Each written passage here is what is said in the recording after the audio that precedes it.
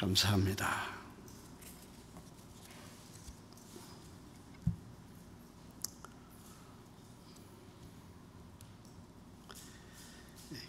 관이라는 것은 굉장히 중요합니다. 관이라면 이제 교회관, 구원관, 또 국가관, 그런 영어로 말하면 prospective라고 하는데 어떻게 보느냐에 따라서 많은 게 결정되죠. 교회관이 똑바로 되면 교회 생활이 똑바로 되고, 교회 생활이 바르게 되면 신앙생활이 행복하게 되고, 그리고 신앙생활이 바르면 모든 일이 다 제자리에 잘 안정이 되게 됩니다. 뭘 하나 잘못 생각하고 있으면 행동이 바르지 않습니다. 잘못되고, 그래서 교회도 유익이 안 되고 개인의 신앙에도 유익이 안 될 수 있습니다. 그래서 교회관이 똑바로 되는 게 중요하다. 국가관도 그렇습니다. 나라, 사상, 철학, 신앙도 신학, 교리 이런 것들이 대단히 중요하기 때문에 우리는 끊임없이 우리가 잘못된 생각을 고치고 바로잡고, 그래서 가장 성경적이고 가장 신학적이고 가장 신앙적인 자세를 늘 연구하면서 똑바로 서도록 애를 써야 된다. 그렇게 생각이 됩니다.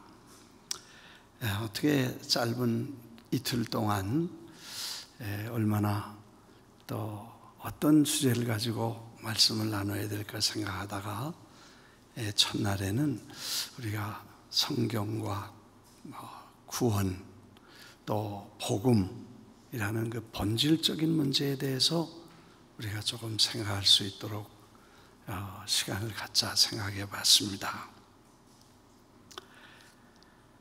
성경에는 소망에 관한 이유를 묻는 사람에게는 대답할 말을 늘 준비하고 있다가 그거를 명확하게, 그리고 겸손하게, 그리고 존경하면서 설명할 수 있어야 된다고 베드로전서 3장 15절에 말씀을 하셨습니다. 왜 예수 믿냐? 예수 믿는 게 뭐냐? 왜 교회 다니냐? 교회 다니는 게 뭐냐? 이렇게 물어보는 사람에게 선명하게 이거다. 이거 예수 믿는 거다. 이래서 교회 다니는 거다.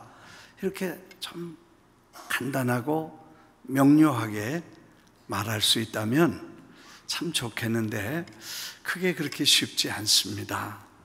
신학적으로 설명을 하라면 좀 할 수 있겠고, 교리적으로 말하라면 1시간이고 2시간이고 성경을 찾아서 얘기하면 이해가 될 수 있지만, 오다가다 느닷없이 묻는 질문에 이거다 대답하기가 참 어렵습니다. 그래서 목회를 하면서 교인들을 어떻게 이 말을, 대답을 간단하게 하는 말을 좀 가르쳐 줄 수 있겠나를 생각하다가 성경을 찾아보면서 신구약 성경을 좀 정리하고 이렇게 추리고, 그래서 가장 선명한 복음적이고 신앙적이고 성서적이고 신학적이고 교리적인 대답이 뭐냐, 이렇게 이제 찾아보다가 한마디를 좀 발견하게 됩니다. 저 나름대로 이렇게 하는 게 좋겠다고 생각해서 저는 교인들에게 예수 믿는 것은 예수 믿음으로 하나님이 아버지가 되고 우리는 자식이 되는 거다. 하나님은 우리 아버지시고 예수 믿음으로 우리는 그의 자식이 되는 거다. 이렇게 설명하도록 했습니다. 왜냐하면 성경을 읽다 보니까 몇 가지 질문이 생겼습니다. 첫째 질문은 신약과 구약은 한 책이냐 두 책이냐. 이게 이제 목사로서 성경을 읽다가 질문이 생겼습니다. 신약은 한 책인가 두 책인가? 사실 성경을 누가 봐도 두 책일 수가 없고 한 책이어야 됩니다. 구약과 신약은 기독교의 정경이라고 하는 한 책이고, 그래서 이 신구약이 반드시 한 책이어야 됩니다. 그런데 왜 그런 질문이 나왔냐 하면 구약 39권에 하나님을 부르는 이름이 여호와라는 이름으로 기록됩니다. 창세기, 출애굽기, 레위기, 민수기, 신명기, 말라기까지 여호와라는 이름으로 우리가 섬기는 하나님을 불렀습니다. 야훼라는 분도 있고 여호와라는 사람도 있지만 제일 많이 부른 여호와라는 이름으로 하나님을 불렀습니다. 몇 번이나 기록이 되는가 보니까 5,910번이나 여호와라는 이름으로 하나님을 불렀습니다.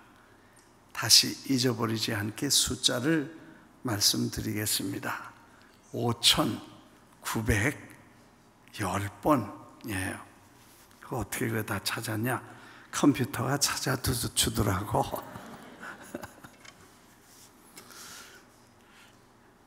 그래서 여호와가 이제 우리 하나님이라고, 우리가 믿는 하나님을 여호와라고 이렇게 구약에서 수천 번 fix, 이렇게 고정을 시켜서 이름을 가지고 이제 신약으로 넘어와서 신약을 읽다 보면 그 이름이 한 번도 나오지 않습니다.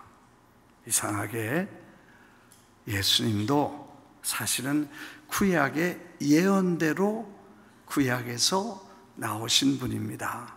또 예수님의 강론이나 설교에는 구약 성경이 대부분 기록되었으되 말씀하셨으되 뭐 이렇게 가라사대 뭐 성경을 전부 인용한 것은 구약입니다.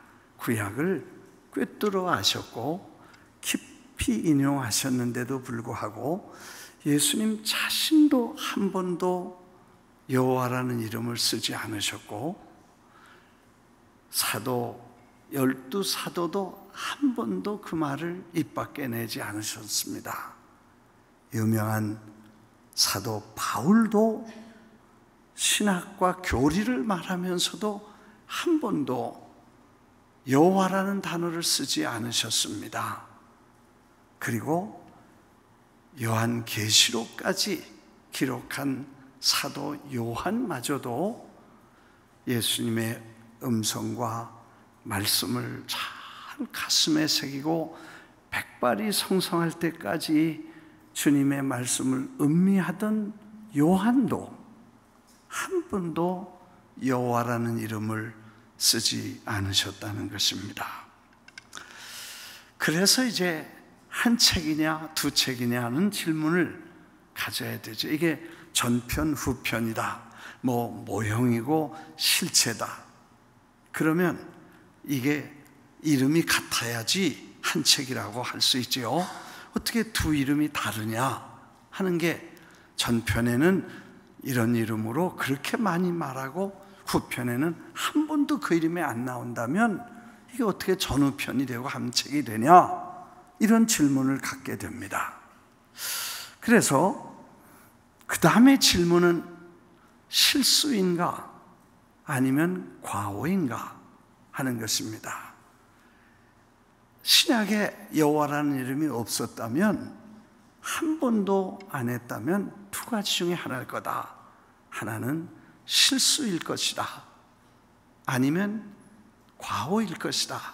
아니면 의도가 있을 것이다. 이렇게 이제 둘 중에 하나를 결정해야 되죠. 실수다. 사실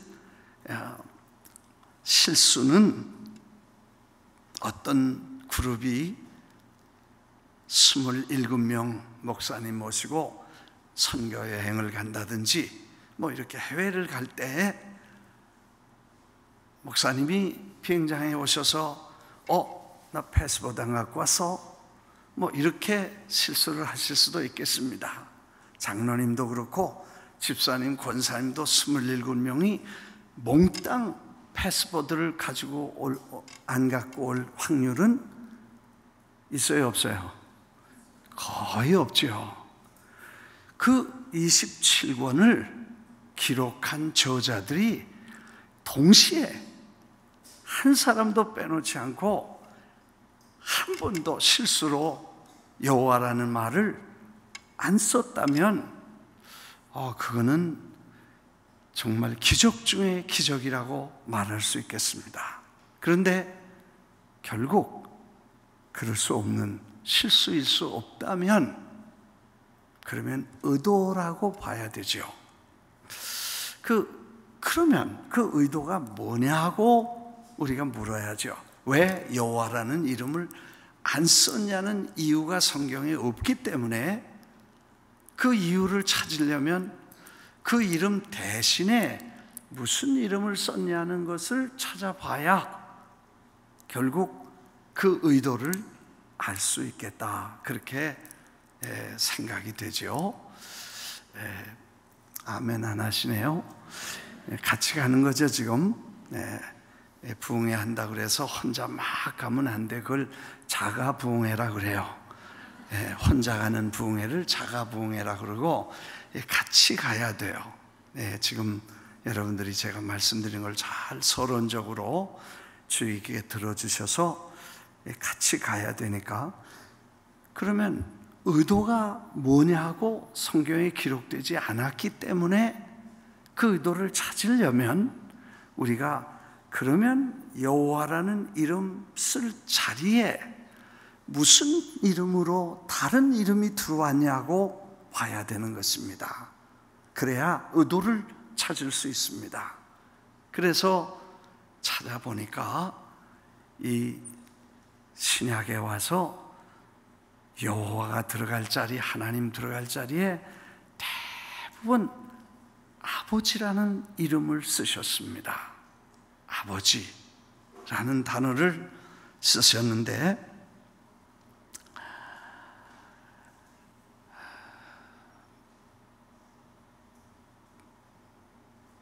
여호와라는 이름을 써야 할 때 어떤 다른 이름을 사용했으며 그 사용한 이름이 반복이나 집중된 다른 이름이 있는가?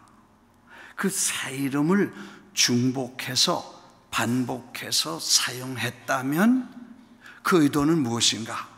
그 다른 이름을 쓰시고 먼저 이름을 쓰시지 않은 의도는 무엇인가를 그 속에서 찾을 수 있겠다는 것입니다. 그래서 마태, 마가, 누가, 요한 4복음을 쭉 보면 거기 여호와라고 들어가야 될 이름 속에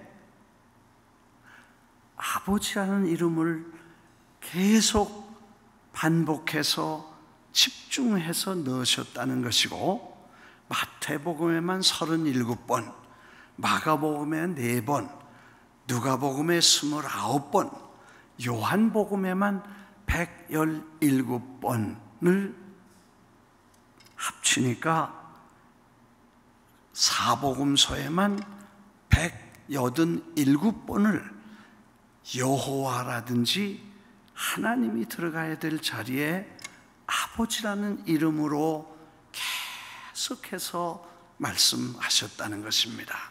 내 아버지, 너희 아버지, 우리들의 아버지, 하늘에 계신 아버지, 이런 천부께서 뭐 이렇게 전부 아버지, 아버지, 아버지라고 계속해서 사복음서에 187번이나 강조를 하셨고, 사도행전부터 시작해서 책 한 권에만 아버지라는 말이 안 들어가고 나머지 22권, 사복음 말고 22권에 76회를 기록해서 합치면 263번이나 아버지라고 27권에 강조했다는 것입니다. 아버지라는 새 이름을 주시기 위해서 일체 여호와라는 옛날 이름을 쓰시지 않으시고, 의도가 있다고 봐야죠. 그리고 그 이름을 그렇게 설명하고 그걸 우리 마음속에 새겨주려고 신약은 강조하고 예수님은 우리에게 그렇게 설명해 주셨던 것입니다. 사실 아버지와 여호와는 뭐가 다른가 하는 얘기죠. 아버지와 여호와는 뭐가 다른가? 아버지는 아버지죠.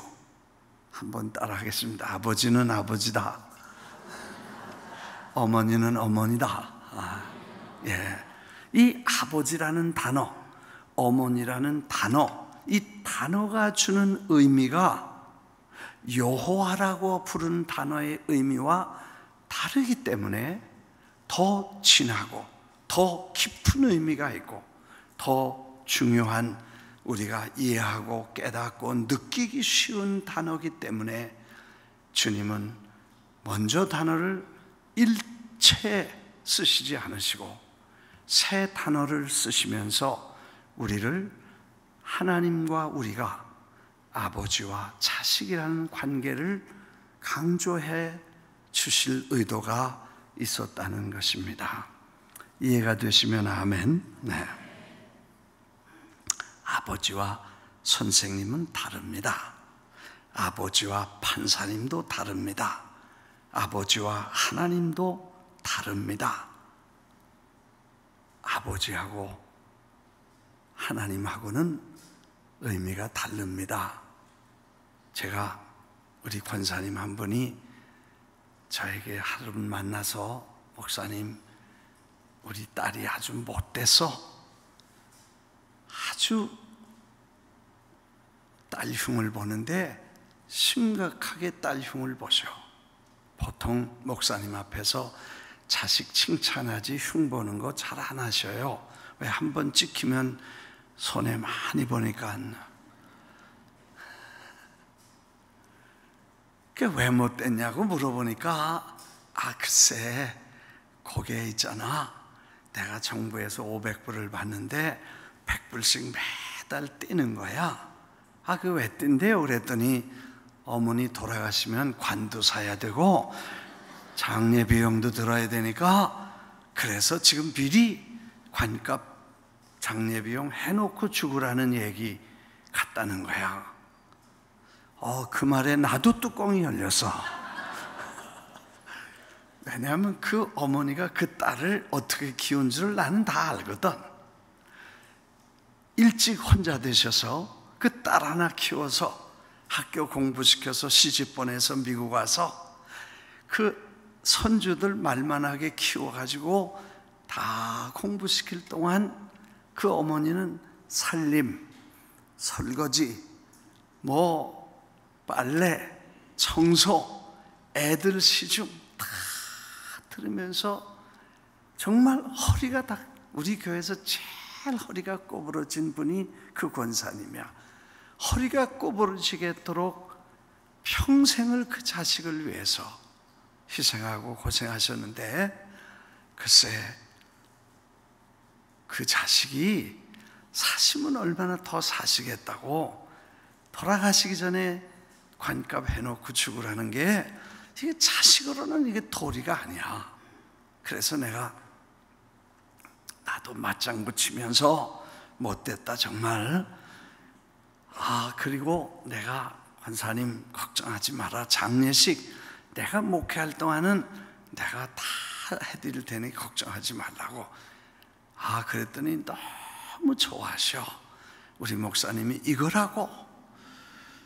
그래서 내가 신이 더 나서 내가 어머니처럼 장례식 모시고 아들처럼 생각하시라고. 그래서 둘이서 다 이렇게 짝짝꿍 해가지고 선도장까지 다 찍어서 어머니처럼 아들처럼 이렇게 하기로 다 그날 뭐 얼마나 해피하신지 몰라. 딸 걱정은 잊어버리고 이제 목사님이 자기 장례식도 아들처럼 어머니처럼 해준다니까 너무 좋으셔가지고 우리 목사님 이거야. 기도해드리고 갔어. 나도 기쁘고 그분도 아주 좋아하셨어. 근데 몇 주 있다가 오셔서 목사님 우리 딸 위해서 기도해줘. 왜요? 그랬더니 딸이 병났대. 무슨 병 났대요? 몰라. 큰 병 났대. 그 말을 듣는데 내가 기분이 좋더라고. 왜 좋은지 아시죠? 왜냐면 철이 없는 사람은 고생을 해야 철드니까 언제 철들겠어요? 그래서 내가 권사님 기도 아프다고 금방 기도해줘서 홀가닥 나면 언제 철들겠어? 나는 어머니처럼, 그러니까 어머니라고처럼 했으니까 그 딸은 형제같이 생각이 되니까 에이고 좀 고생하게 놔둬, 뭐 그런 말이잖아요. 그래서 나도 좀 기도 나중에 해주고 좀 고생하게 놔둬. 그랬더니 그날로 권사님 얼굴이 싹 바뀌더라고. 그러면서 돌아다니면서 우리 목사님은 사랑이 없는 목사님이래. 온 동네 다니면서 김 목사는 사랑이 없는 목사래. 자기 딸이 병들었는데 기도도 안 해주고 그걸 고소하고 좀 고생하게 놔두라 그랬다고, 자기 앞에서 그랬다고 어떻게 그럴 수 있냐는 거야. 이야, 그래서 내가 생각을 다시 했어. 이게 도대체 어떻게 된 거냐? 나는 권사님을 어머니처럼 아들처럼 그랬는데 그거는 싹 잊어버리셨어. 그건 소용이 없더라고. 그리고 자기가 낳은 자식이 그게 불쌍하고 측은해서 그것 때문에 그냥 목사가 기도 안 해준다고 그렇게 생각이 됐어. 그래서 내가 그때 중대한 결심을 했어. 자식 흉볼 때는 절대로 맞장구 안 치기로. 할렐루야. 목사님들 잘 알아도 괜히 속 없이 맞장구 쳤다가 그거 다 다른 건 잊어버리고 그것만 생각이 난다고 또 그래가지고 시험 드는 사람도 있더라고. 아무튼 그래서 내가 생각해 보니까 어머니와 딸은 그렇게 계산하거나 가르거나 뭐 자르거나 변경될 수 있는 관계가 아니라는 것을 느꼈어. 그게 아버지와 아들, 어머니와 딸의 관계야. 그냥 해결이 안 되고 신비한 관계고 아주 정말 미스터리해서 이거는 계산이 안 돼. 정리도 안 돼. 해석이 안 돼. 뭐 사도 바울은 애도 안 낳는데 어떻게 그걸 아는지 몰라. 사도 바울이 썼던 단어 중에 자식 아니면 쓸 수 없는, 이루어질 수 없는 단어들을 주로 하나님과 우리 관계를 썼는데 그리스도 예수 안에 있는 하나님의 사랑에서 너희를 끊을 자가 없다. 그래서 그 높이와 그 깊이와 그 넓이와 그 길이를 도저히 인간의 생각이나 계산으로는 계산이 안 되고 unbreakable, unmeasurable, 잴 수가 없다는 거예요. 뭐 천사들이나 과거나 현재나 뭐 어떤 피조물도 자를 수 없는 특별한 관계가 하나님과 우리 관계라는 거예요. 예수 그리스도를 통해서 하나님의 아버지 자식 된 관계는 이게 끊을 수 없다는 거예요. 이게 기독교 신학, 바울 신학의 핵심입니다. 로마서 8장에. 그래서 사실 우리가 아버지라고 하나님을 불러야 된다는 것과, 그리고 아버지라고 부를 때는 우리가 관계가 달라집니다. 내일 좀 더 말씀을 드리겠습니다만, 예수님께 제자들이 어떻게 기도를 하는 게 좋겠습니까? How to pray. 어떻게 기도하면 되겠습니까? 그랬더니 기도는 이렇게 하는 것이다. 이렇게 기도하라. 그리고 첫 마디가 아버지요, Heavenly Father, 하늘에 계신 아버지요, 아버지라고 불러놔라. 그리고 기도를 시작해라. 그래, 기도를 받으시는 분은 아버지시고 기도하는 나는 자식이니까, 그래서 아버지와 자식이, 엄마와 딸이 지금 얘기하는 게 기도고, 그 관계가 이런 관계에서 기도가 시작되는 것이다. 그리고 먼저 기도는 순서가 있어서 이건 먼저 하고, 그 다음에 나중에 하고, 이런 건 하고 이런 건 하지 말고, 그렇게 자세히 가르쳐 주셨습니다. 근데 우리는 잘 몰라서 하지 말라는 것만 하고 하라는 건 안 하고 그렇게 된답니다. 그래서 아버지요 라고 불러놓고, 그리고 우리가 그분에게 나가면 아버지와 자녀의 관계에서 대화가 시작되고, 필요한 것을 하시고, 구하기 전에 있어야 될 것을 하시고, 구하는 것도 주시고, 구하는 것이나 생각하는 것에 더 넘치게 주실 분이라고 설명해 주신 줄 믿습니다. 믿습니까? 그래서 아버지가 된다는 것은 얼마나 우리가 지금 신앙생활하고 교회생활하고 예수 믿고 성경 가지고 말씀 듣고 공부하고 신앙생활 기독교인으로서 살아가는데 핵심이 뭐냐? 아버지와 자식의 관계. 예수님을 통해서 하나님이 아버지 되신 것과 우리는 그의 자녀 된 것을, 그게 확실해져야 되고, 그걸 관이 확실해야 되고, 인식하고. 아멘. 네. 아버지라고 하면요, 많은 문제가 다 해결됩니다. 아주 다 해결돼. 걱정, 근심도 해결돼. 할렐루야. 내가 늘 우리 교인들 보면 걱정이 많아. 아직 생길 일도 아닌데 걱정하고, 또 걱정해도 안 되는 거 걱정하고, 해봐도 소용없는 거 하고, 또 안 할 걱정을 하는 거, 그걸 팔자라 그래. 걱정도 팔자라 그래. 괜히 다 온갖 걸 다 몰아가지고 걱정하는 사람도 봤어. 그 신앙생활은, 신앙은 걱정하지 않는 거 믿고 맡기고 평안한 건데, 걱정하니까 이 신앙이 없어진단 말이야. 그리고 믿습니다 자꾸 하는 것도, 그게 믿습니다 계속 하는 거는 의심해 봐야 되더라고. 난 믿습니다 잘하면 다 믿음이 좋은 줄 알았어.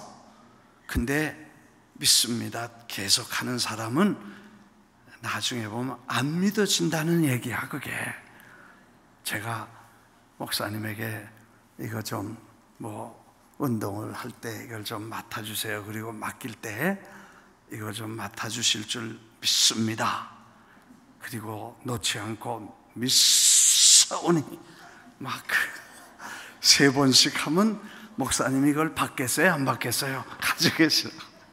왜? 안 믿으니까 믿습니다 그러지, 믿으면 그냥 좀 맡겨놓는 거 아니에요? 여러분, 우리가 진짜 믿는다고 하면서 그 믿음이 어디냐? 왜 걱정하냐? 난 그래서 아버지라고 불렀으면 걱정을 하지 말든지, 걱정을 하려거든 아버지라고 부르지 말든지 둘 중에 하나만 해라. 난 그래. 이해가 되세요? 예. 다시 하겠습니다. 아멘 안에서. 아버지라고 불렀으면 걱정을 말든지, 그렇죠? 걱정하려거든 아버지라고 부르지 말든지. 어떻게 둘 중에 둘 다 하냐는 거예요. 그렇잖아요? 그러면 아버지라고 부르지 말면 뭐라고 부를까요? 아저씨라고 불러라 그냥. 삼촌이라고 불러도 괜찮아. 아버지라고 하면 여러분 생각해 보십시오. 주기도문을 맞출 때 주님이 뭐라고 기도를 가르쳐 주셨냐면 나라와 권세와 영광이 아버지께 영원히 있사옵나이다. 그 기도를 다 마치고 나면 아버지가 나라도 권세도 영광도 모든 것을 아버지가 손에 가지고 언제까지 영원히 아버지가 가지고 계신 그분을 아버지라고 부르고 일어나서 가슴을 펴고 아무것도 염려하지 말라, 그렇게 말씀하셨으니까 우리가 꼭 하나 아버지라고 불렀으면 염려하지 않게 되시기를 주의 이름으로 축원합니다. 저는 원래 불교 집안에서 태어났습니다. 우리 집안 대대로 불교를, 난 목사님들이나 이렇게 장로님들 몇 대를 믿었다든지 교회를 부모님들이 다녀서 어려서 다녔다, 그런 분들을 보면 참 부러워서, 저는 우리 부모님들이 불교 나가시면서, 불교라는 게 한국에 뭐 뻔하잖아요.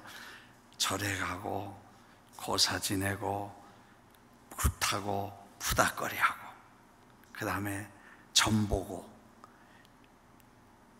터정비걸 보고 그래서 이거 좀 달라요. 다 그게 그건 줄 알지만 굿하고 푸닥거리하고 고사 지내는 거 다 달라. 그걸 지금 설명해야 되겠어요? 안 해죠. 시간 없으니까.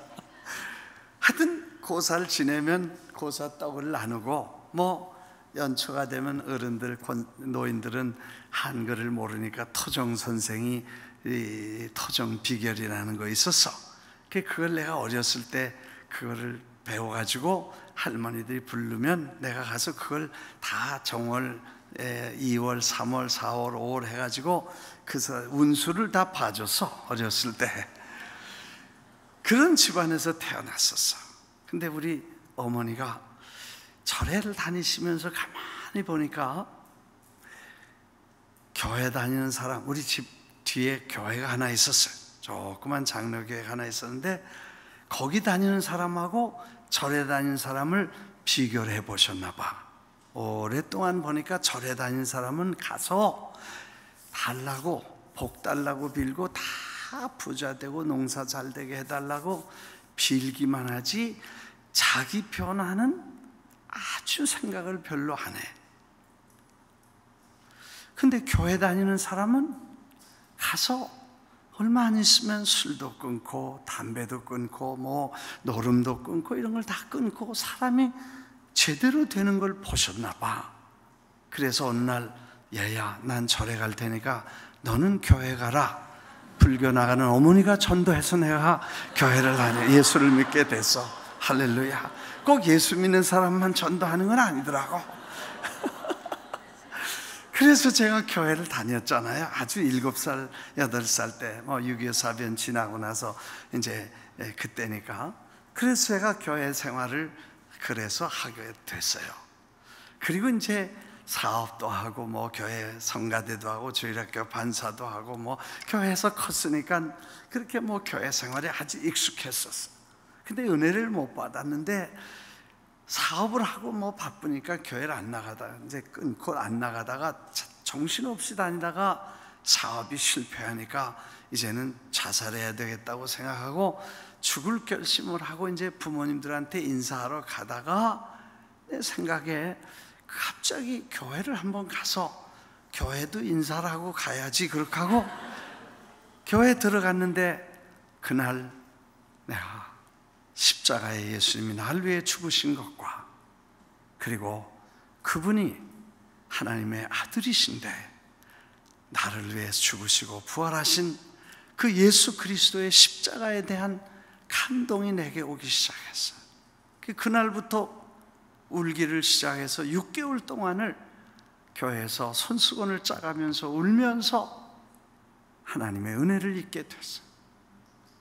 그리고 그때 하나님이 아버지신 것과 하나님은 나의 아버지시고 내가 모태에 생기기도 전에 주님은 나를 아셨고 내가 어렸을 때 조그만 때라도 뛰어다니면서 교회 다니면서 주님을 찬양하고 기도하고 그 말씀 듣고 교회 생활할 때부터 그냥 주님이 나를 그걸 인도해 하셨고 그리고 내가 죄인 된 것을 깨닫고 주님을 퍼스널리 개인적으로 영접할 때까지 기다려 주시고 주님이 나의 생활 속에 나의 삶을 바쳐 그분의 자녀로 삼아가시기를 원하신다는 걸 깨달았어요.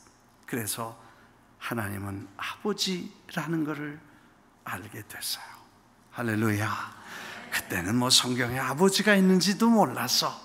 근데 아버지라는 것은 태어나면서부터 느끼게 되고 중생하면서부터 우리가 알게 되고 이제 그렇게 아버지를 알게 되는데 그 관계가 우리가 확실하지 않기 때문에 주님이 그걸 강조하셨던 것 같아요. 사실 우리는 예수 그리스도를 통해서 하나님의 자녀가 되는데 특별한 의미가 있습니다. 신구약 성경은 두 가지 법을 가지고 하나님이 세상을 다스리십니다. 제가 나중에 목사가 돼서 성경을 보니까 성경을 두 가지로 하나님은 세상 인류와 만물을 다스리시는데 법이 두 개야. 하나는 율법이고 하나는 은혜의 법이라는 거예요. 그 율법은 뭐냐 하면 율법은 사람들이 죄를 짓고 난 다음에 그 죄를 쫓아다니면서 그 죄를 accusation 한다고 그러죠. 그냥 고소를 자꾸 하고 그 다음에 그 죄를 가져다가 그 다음에 자꾸 갖다 고발을 합니다. 하나님 앞에 이 사람이 이런 죄를 졌습니다. 그리고 심판을 하게 합니다. 그래서 재판을 받게 하고 율법의 심판을 받으면 심판을 받음으로 율법에서는 죄의 삭은 사망이니까 죽음이라는 사형 언도를 받게 하고 그 사형이 육신의 사형이 아니라 영혼과 육신이 영원히 죽는 영원한 사망으로 떨어뜨리게 하는 게 율법입니다. 이 로마서에 그런 자세한 얘기가 나와서 그걸 좀 깊이 공부해 보면 우리는 다 율법 아래에 있었습니다. 그런데 이 율법이 아닌 다른 법을 하나 가지고 운행하시는데 그게 은혜의 법이라고도 하고 성령의 법이라고도 하고 생명의 법이라고도 하고 또 새 법이라고도 하는 법을 사용하시는데 그 법은 누구에게 적용하시는가 하니까 하나님의 언약, 하나님의 약속, 하나님의 섭리 속에서 선택이 되고 그 십자가를 통해서 그리스도의 죽으심을 받아들이고 내 대신 우리가 받아야 될 형벌과 율법을 다 율법의 요구를 형벌을 받으시고 율법의 요구를 대신 갚아주시는 예수 그리스도를 믿음으로 말미암아 본질적인 죄를 해결하고 하나님의 자녀가 되어서 하나님의 거룩한 의가 나타난 사람 자녀들에게 쓰시는 법인데, 이 법은 하나님의 자식들에게만, 약속 있는 자녀들에게만 하나님이 그 법을 사용하시게 됩니다. 할렐루야, 할렐루야. 참 놀랍습니다. 내가 백악관에 한번 아침 먹으러 오라고 그래서 그 며칠 전에 뭐 신원조사하고 그 다음에 아침 새벽 가서 줄 서서 뭐 다 조사하고 그리고 들어가서 아침 별거 없더라고. 근데 거기 그냥 그렇게 조사 안 하고 드나드는, 대통령 집무실에 그냥 드나드는 사람들이 있어. 애들도 그래. 그거 보니까 자식은, 가족은 그런 필요하지 않더라. 거기 법이 달라. 외부 손님에게 하는 거하고 자녀에게 하는 룰이 다르듯이 하나님도 이 둘을 다르게 보셔. 우리가 예수 믿고 나서도 아직 율법에 속해서 하나님 앞에 늘 그렇게 생각하면 참 어려워요. 아버지가 되시면 쉬워요. 율법에는 성경에 말하죠. 뭐 이거 다 찾아야 되는데 2시간밖에 없으니까 3시간 있나? 2시간인가? 하여튼 짧은 시간에 이걸 다 언제 성경을 보겠어요. 첫째, 율법은요, 심판이 있습니다.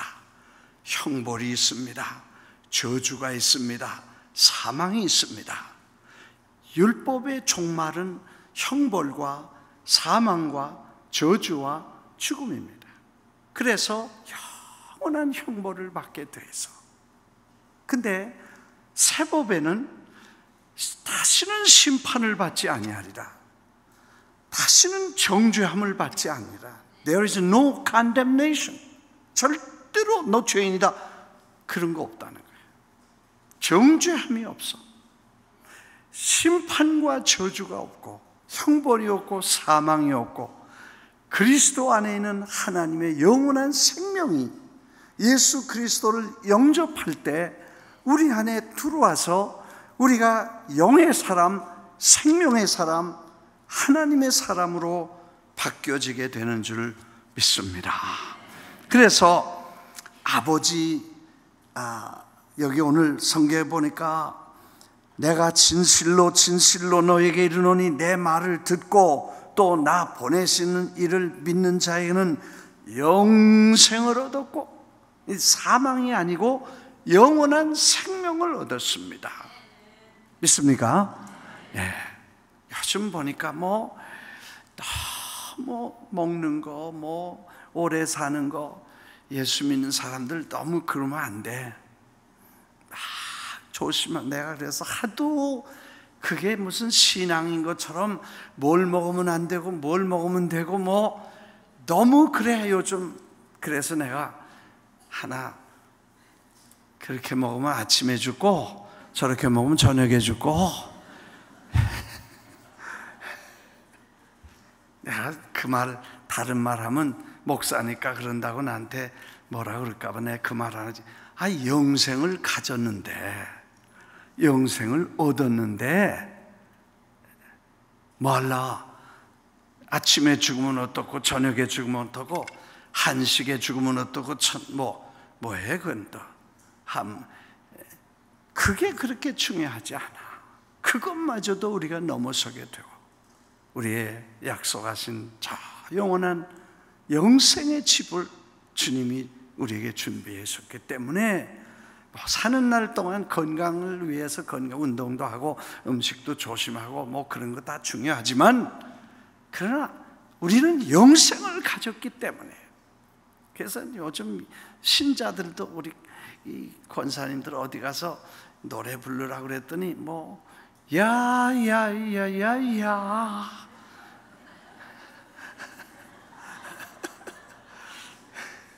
내 나이가 어때서 뭐 그래. 사랑하기 뭐 딱 좋은 나이라. 그리고 뭐 요즘 한국에서 나오는 노래들 보면 뭐 70에도 오라면 못 간다고 전해라, 80에도 못 간다고 전해라, 100세에도 못 간다고 전해라. 아이고. 내가 생각해 보니까 무슨 건방진 그런 노래가 어디 있어요? 오라 그러시면 뭐 70에 불러도 30에 불러도 50에 불러도 가는 거지, 못 간다고 전해라. 가기 싫은 거야. 왜? 내세가 없으니까. 아무튼 중요한 것은 우리가 아버지라고 불러서 그 아버지가 우리에게 은혜의 법으로 우리를 다스려 주시니까 결코 그리스도 안에 있는 사람은 정죄함이 없나니 이전 것은 지나갔도다, 보라 새 것이 되었도다.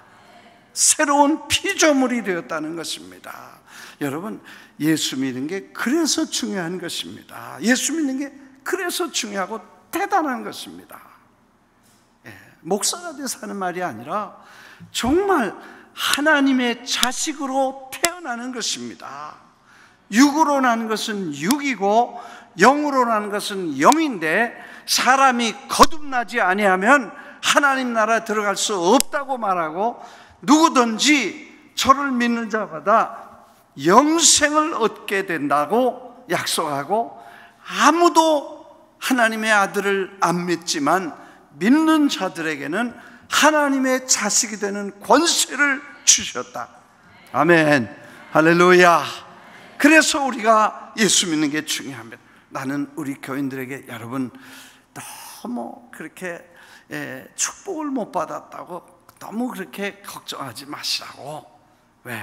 그 축복이라는 것은 그렇게 중요하지 않다고. 진짜 축복은 영생을 얻고 하나님의 자식이 되고 구원받은 게 복 중에 복이고 축복 중에 축복입니다. 할렐루야. 그거 이상 더 뭐가 필요해요? 그걸 받았는데 뭘 그렇게 축복받아야 된다고 생각하고 못 받았다고 그렇게 실망하고 그러냐는 거예요. 예수 믿으면요, 아무것도 없어도 기분 좋아야 돼.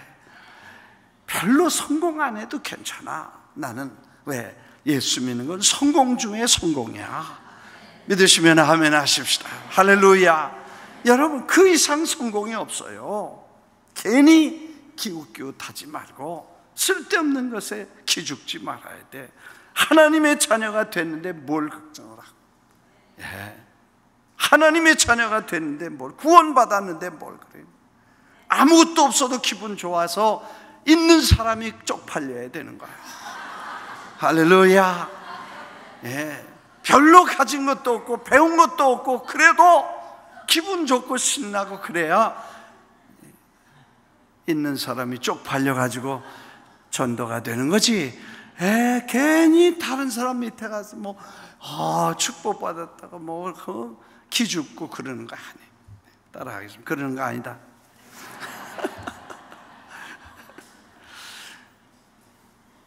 율법은 사망과 형벌과 저주와 심판이 있지만 은혜 안에 들어가면 생명의 성령의 법이 너희를 새롭게 피조물로 만들어 주시고, 거기는 정죄함이 없으며 거기는 다시는 심판이 없으며 거기는 다시는 저주가 없으며 다시는 사망이 없는 하나님의 영원한 자식이 되고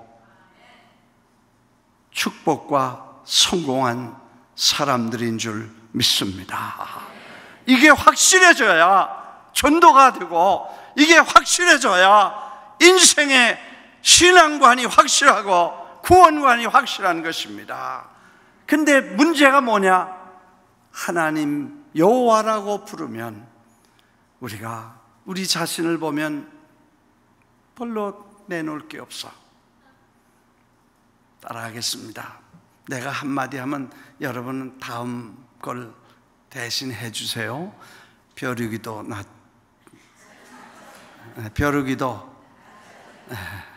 무슨 재간으로 하나님 앞에 갈 것입니까?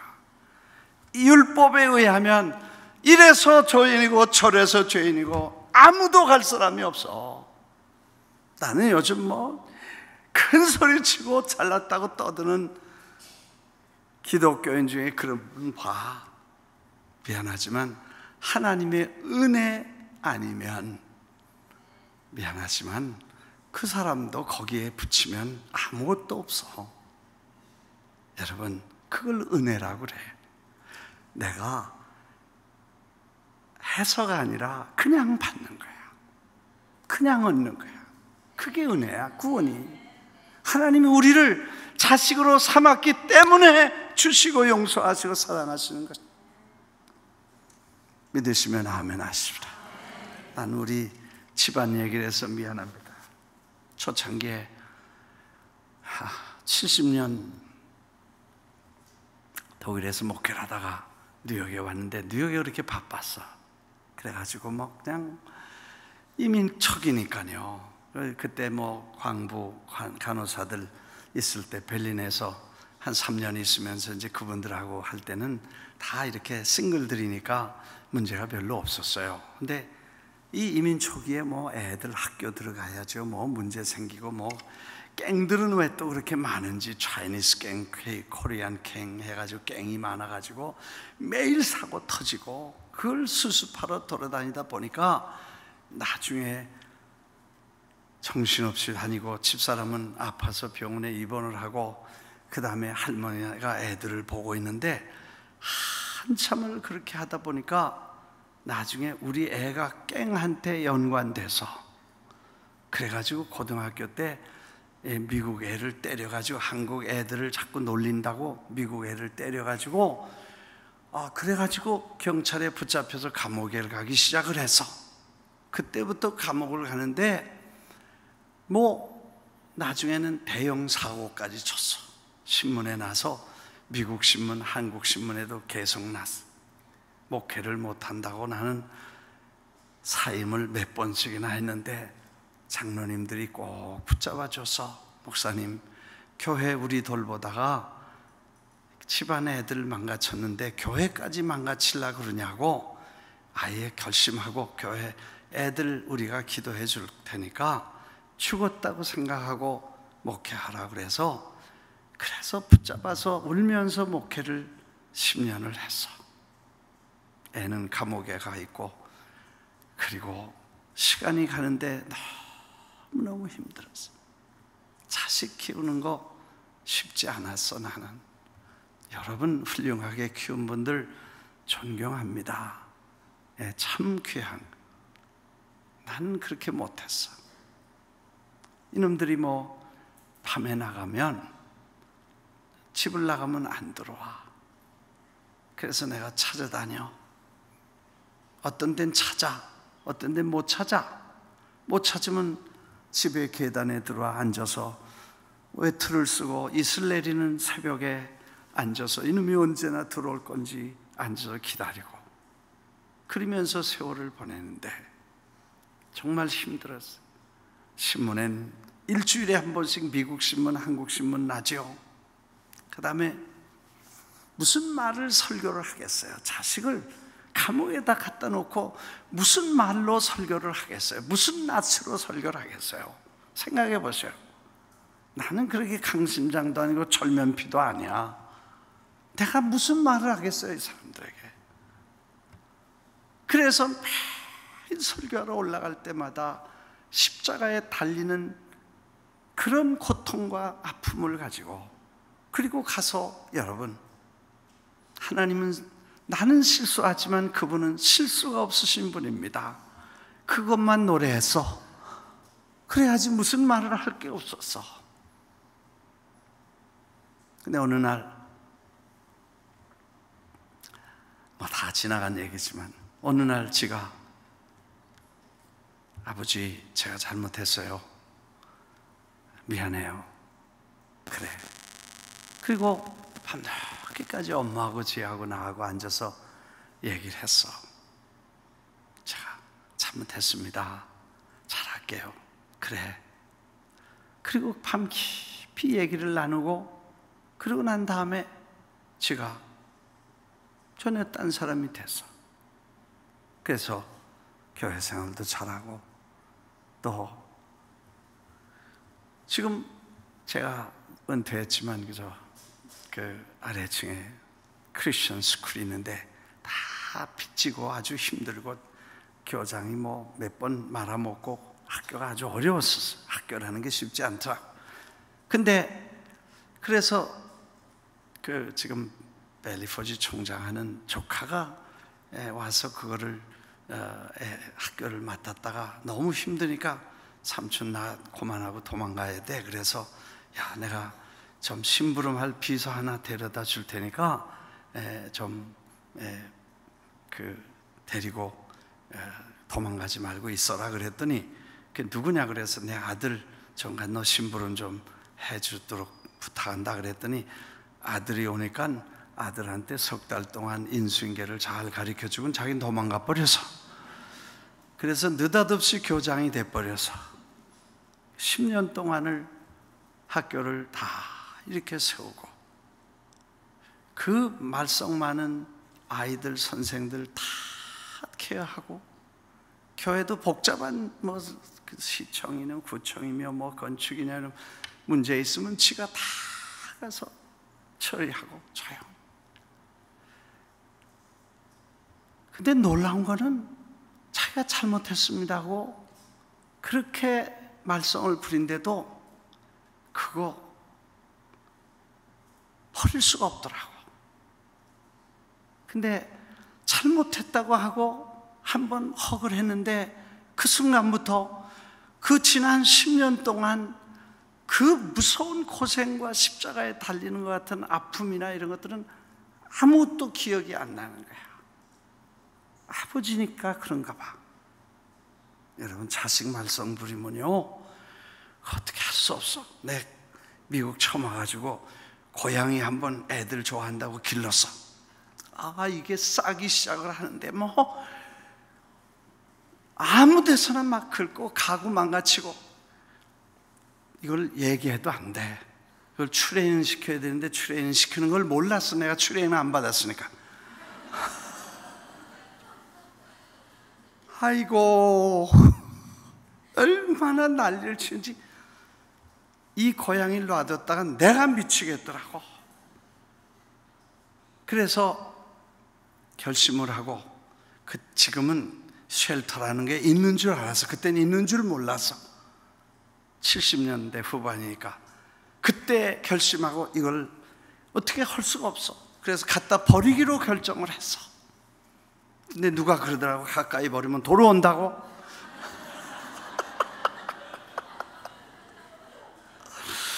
세 시간을 운전해가지고 더 가지 못하는 데까지 가서 야 미안하다 그러고 먹을 거 좀 주고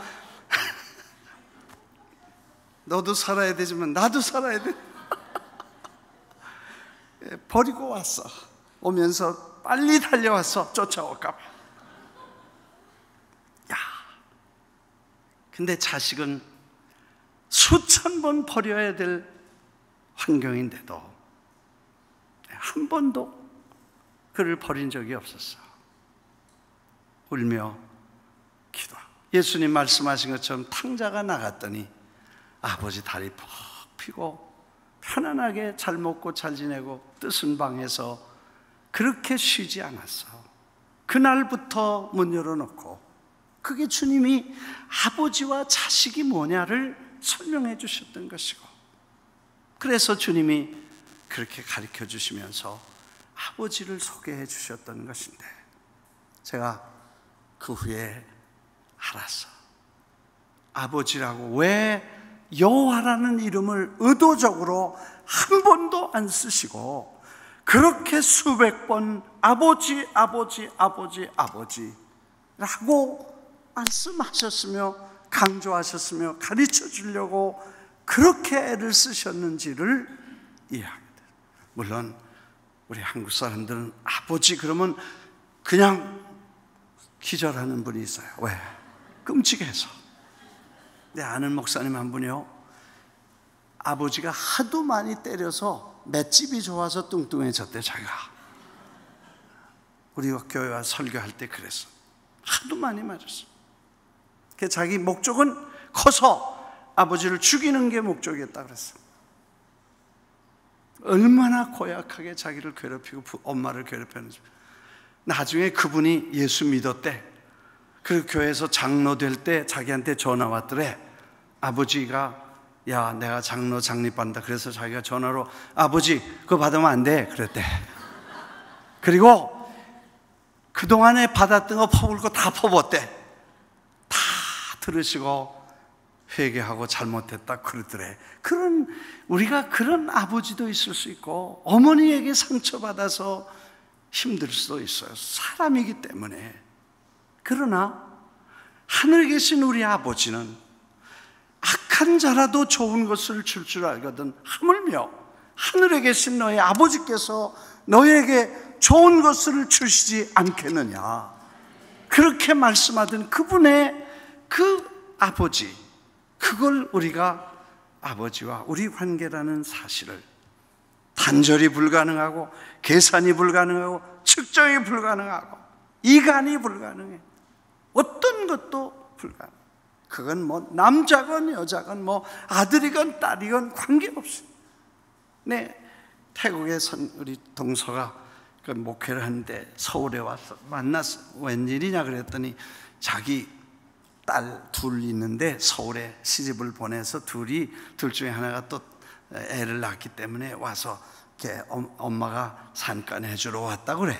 그게 뭐 낳냐니까 뭐 또 딸 낳았다 그래. 그러면서 딸인데 또 딸 낳았다고 섭섭해한다 그래. 그런데 다른 애는 뭐 낳냐 그랬더니 아들 둘 낳았대. 그 아들 둘에 딸 둘에 이렇게 따로따로 낳았다. 그래서 그러면 섭섭하면 내가 좋은 아이디어를 줄게. 가서 깜비오 엑스체인지 하라고 그래서 하나씩 나눠 기르면 어떻겠냐고 제안을 해봐라. 뭔 얘기인지 못 알아들었거네. 이 세상에 그렇게 좋은, 같은 부모 밑에 자란 형제인데, 형제가 그렇게 기다리는 아들, 그렇게 바라는 딸 하나씩 바꿔 기르면 이 이상 더 좋은 아이디어가 어딨냐는 거예요. 근데 안 된대야. 왜 안 되냐? 자식이기 때문에 안 되는 거예요. 딸이든 아들이든 관계없이. 여러분, 이게 부모와 자녀, 하나님이 우리를 아버지라고 부르고 자식이라고 그렇게 창세 전에 뱃속에 있을 때, 지금 지난 날에, 오늘, 다음, 죽을 때까지 영원히 하나님의 자녀로 인쳐주셨는데, 우리가 그걸 모르고 염려하고, 그걸 모르고 두려워하고, 그걸 모르고 눈물 짜고, 그걸 모르고 지지고 볶아서 아버지의 마음이 아픈 거예요. 내가 교회 와서 가끔 보면 어떤 분이 그래요. 울면서 기도를 해. 하나님, 이 꼴이 뭡니까? 내 꼴이 뭡니까? 그래. 그래서 내가 기도해줘서, 하나님, 이 집사님이 얼마나 안타까우면 그렇겠어요. 하나님 도와주세요. 그렇게 기도했어. 한참 몇 주 있다가 또 보니까 아직도 그렇게 하고 있어. 그래서 내가 기도하는 걸 흔들어가지고, 하나님이 뭐라고 하는지 들었어? 그랬더니 못 들었어요. 그래. 내가 들었다 그래. 뭐라 그러더니 이 꼴이 뭡니까? 내 꼴이 뭡니까? 그런데 뭐라 그랬어요? 그러니까 꼴보기 싫다 그랬어.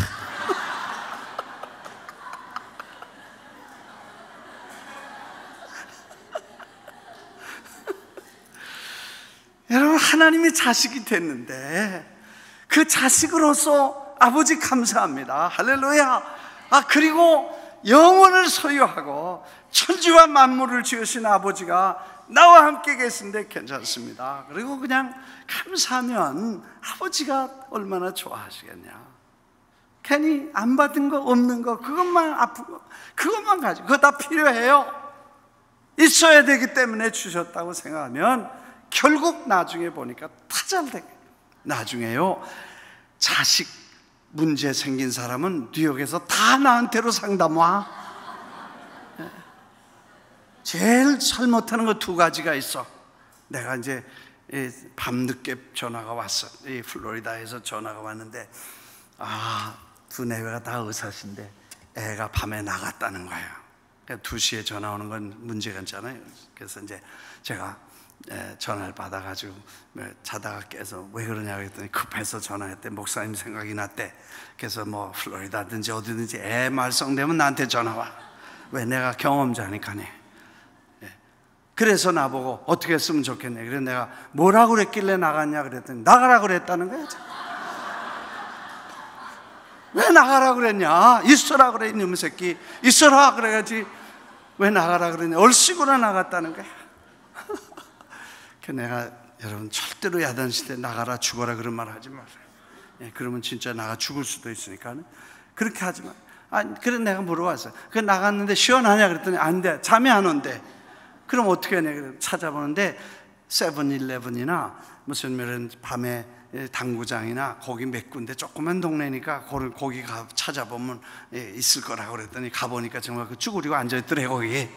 그래서 아침에 불러다 붙잡아 왔어. 그래서 내가 전화해서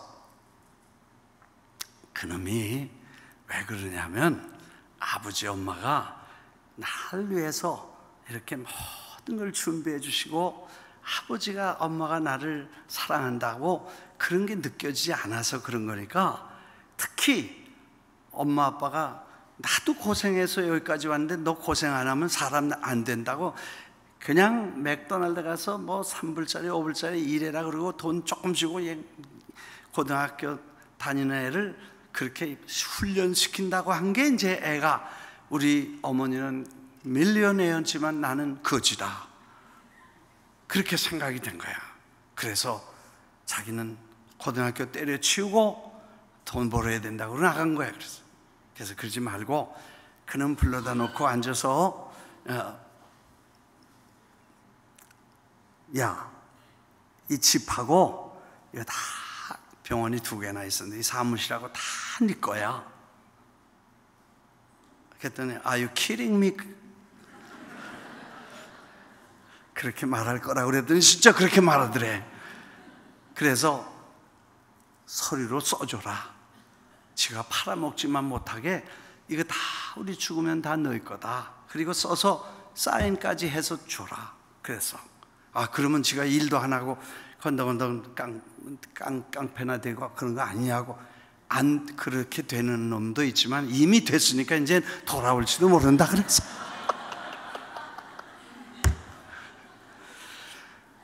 그날 아침에 정말 불러다 놓고 야, 너 왜 이렇게 말썽 부리냐? 좋은 차는 다 갖다 때려부시고 집은 친구들 데려다 막 유리창 깨고 막 난리치고 청소도 안 하고 야, 이 집 다 네 거고 사무실도 내가 치과 병원 이거 병원 다 네 거다. 했더니 진짜 아니 농담을 웃기고 있냐고 그러더라는 거야. 그게 아니다. 내가 써주마. 그래서 써서 한자 써서 너 가져. 이건 사실이다. 그랬더니 그날부터 집을 청소하기 시작해서 자동차 고치기 시작. 야, 공부 열심히 해서 치과병원, 치과대학 나와서 치과 의사 돼서 엄마 보고 자꾸 푸시하는 거야. 이제 은퇴하라고 자기 달라고. 그래서 작년까지 아마 하고 금년엔 다 사무실 다 넘겨주고 그렇게 했어요. 하나님이 아버지시라는 것을 확실히 믿으면 우리는 그렇게 있든 거 없는 거 걱정할 일이 없어. 누가 뭐라 그래도 그거 신경 쓸 일 없어. 103살 먹은 노인에게 물어봤어. 누가 어떻게 이렇게 사셨냐니까 안 죽었어. 그냥 나중에 그런 미운 사람도 있고 그렇게 괴롭힌 사람도 있었을 텐데 어떻게 넘겼냐 그랬더니 냅둬 다 죽어.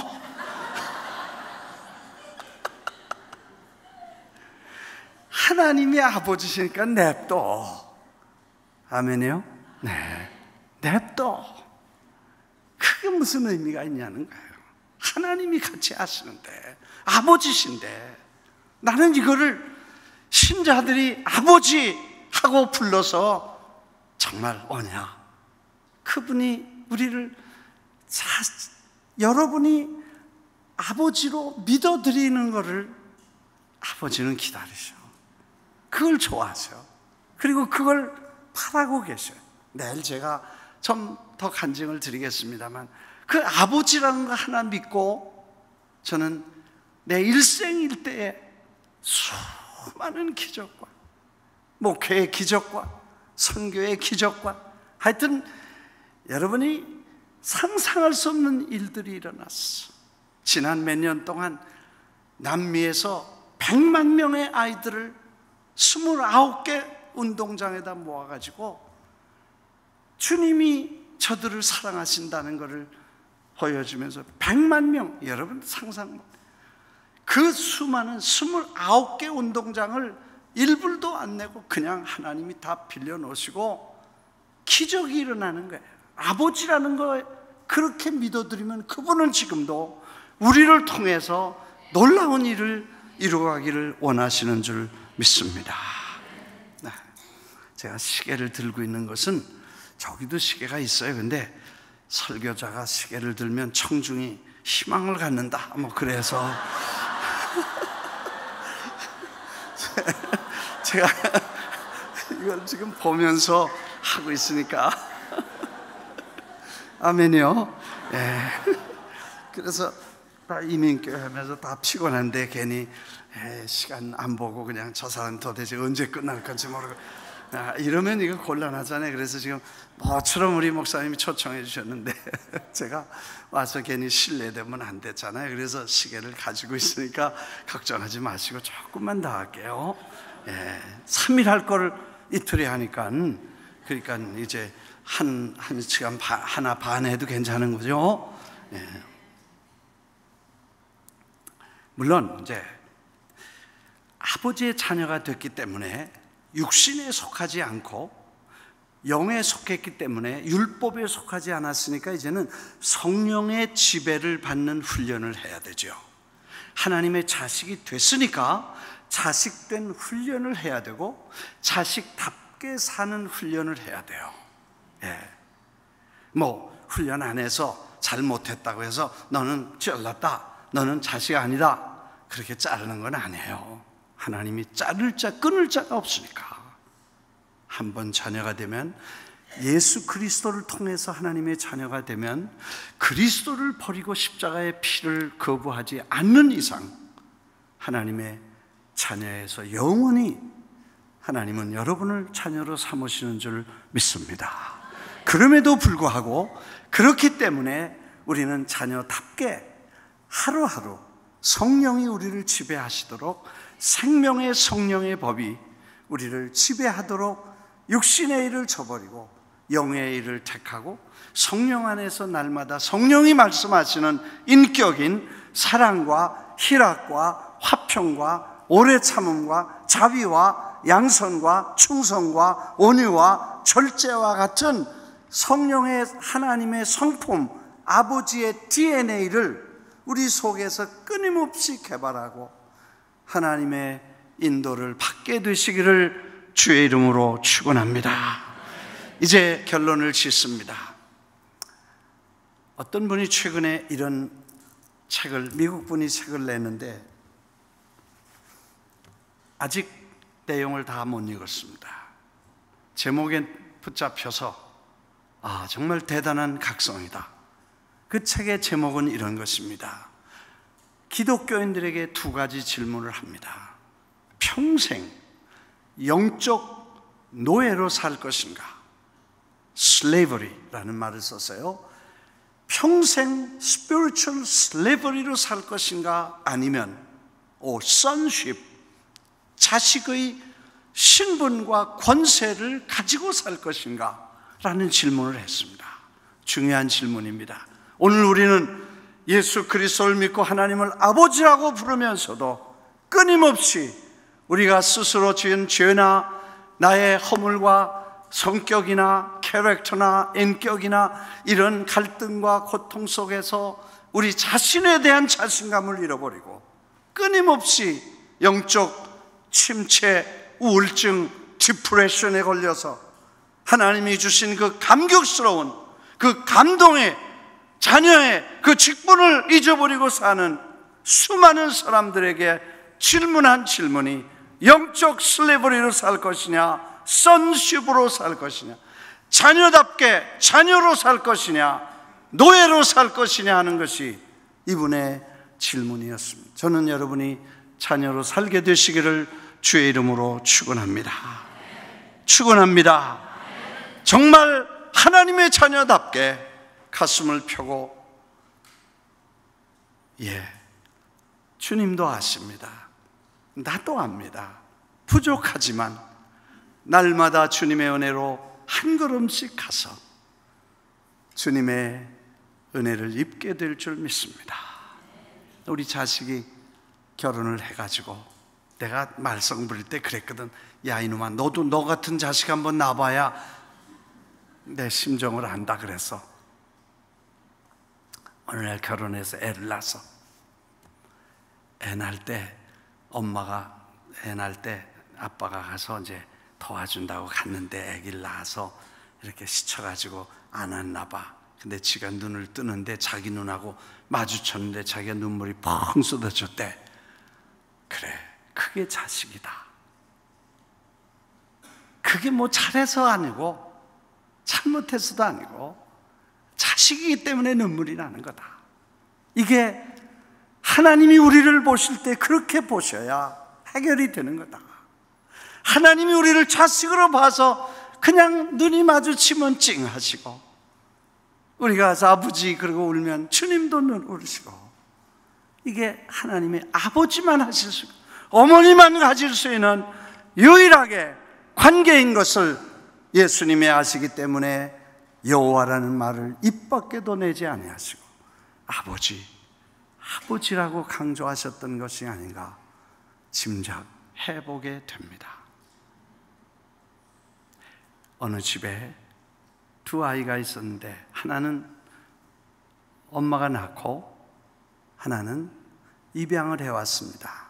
참 이 미국 사람들은 입양 문화가 돼가지고 훌륭해요. 제가 아는 집안에 가보니까 애가 7명이야. 자기가 3 낳고 4명은 입양했대. 다른 집에 가보니까 애가 7이야. 자기가 2 낳고 5을 입양했대.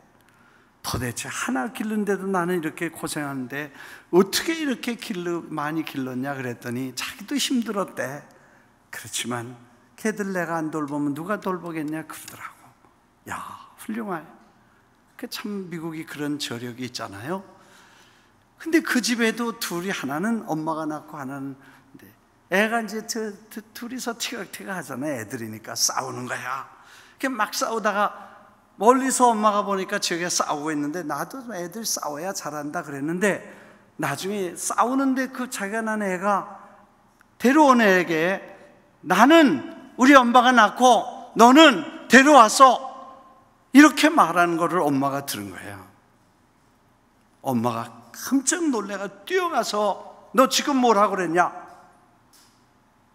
내가 다시 말 고쳐준다. 너는 우연히 낳고 얘는 우리가 선택해서 낳았다. 선택해서 데려왔다. 야, 하나님이 우리를 선택해서 자녀로 삼으시고 그가 선택, 그의 선택에 의해서 그분이 우리를 선택하셔서 이 못 낳고 이 불쌍하고 이 가련하고 이 철없는 우리를 그가 선택하셔서 내가 너를 선택했네. 나는 주님이 우리를 선택했네. 그분이 나를 선택하셨다는 거예요. 자녀로 삼으신 그분이 지금도 우리를 붙잡고 계시고 두려워하지 않게 되시기를 주의 이름으로 축원합니다. 염려하지 않게 되시기를 주의 이름으로 축원합니다. 시시한 일에 치지고 볶지 않게 되기를 주의 이름으로 축원합니다. 아버지를 바라보고, 아버지요, 기도하겠습니다.